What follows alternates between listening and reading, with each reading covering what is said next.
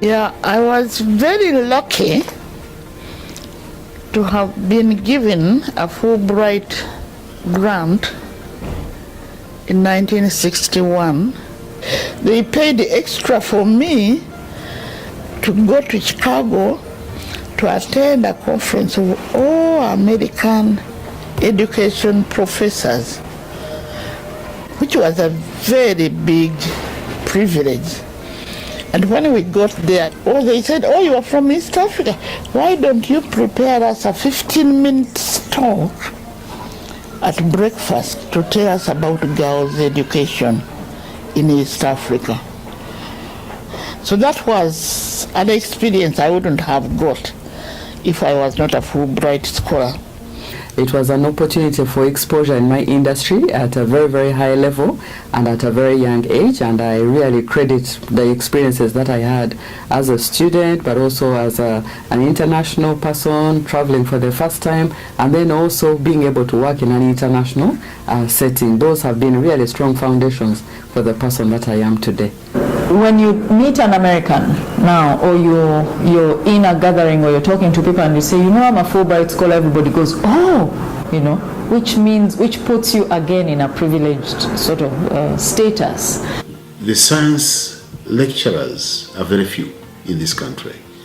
And so the Fulbright scholars have been invaluable in terms of building up the capacity and training people in the sciences in particular.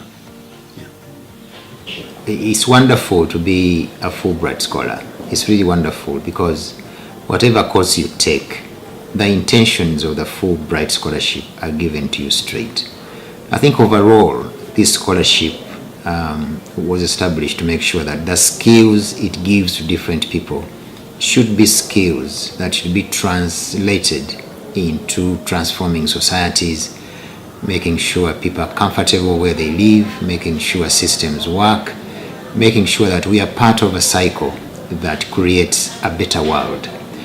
One thing that I really gained from my Fulbright studies at Johns Hopkins School of Public Health was as soon as I came back home after my Fulbright scholarships, immediately that year, that was 2012, I did win a big grant with Grand Challenges Canada.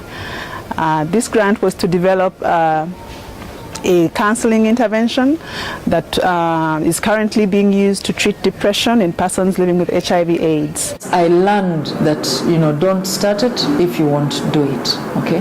Don't say you will when you won't. I learned about the fact that America operates on a system of trust. They're not going to come running after you.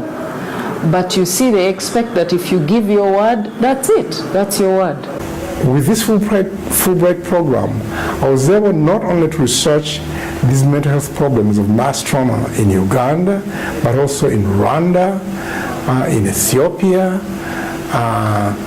and in West Africa. And we were able eventually to begin to train students and interest them in actually doing research so as to help our people who have been affected by war, who have massive mental health problems. And because Fulbright enabled me to associate with others in this search, we have been able to do a lot more to start clinics to help patients who have been affected by war in many parts of Africa, in Uganda, in Kenya, in Rwanda, in Liberia, in West Africa. And we even started a journal called the African Journal of Traumatic Stress, a copy of which I have here, which goes to investigate and show these problems as they spread on the African continent. Actually, when I went to the US, I happened to visit the University of North Texas. I was officially in Memphis, but the program entailed that you visit other states, other universities for different presentations. And I visited the UNT, University of North Texas, where I found a professor who was researching in backcloth. Kind of inspired me to come back and move that particular culture to another level. And that's one of the sector and the discipline that I have put my weight in to preserve, to promote and take it to a level where it can be appreciated globally. If it wasn't for the Fulbright program, I would not have been a complete person of who I am now.